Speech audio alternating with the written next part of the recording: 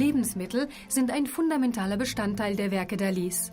Brot, Fleisch und Knochen, Speck, Meeresfrüchte, Spiegeleier, Bohnen, Kirschen und Trauben sind häufige Elemente in seinen Bildern.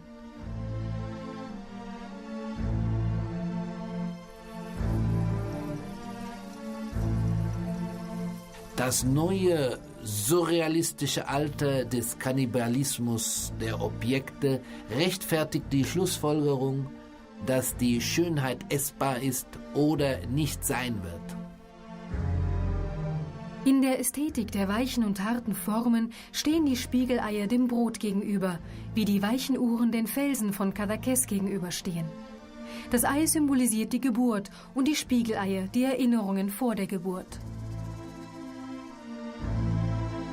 In dem intrauterinen Paradies lagen für mich alle Freude, aller Zauber in meinen Augen und meine wundervollste und beeindruckendste Vision waren Spiegeleier in einer Pfanne. Die Eier, die ich vor meiner Geburt sah, waren überwältigend, phosphoreszierend und in allen Falten ihres Eiweißes sehr detailliert.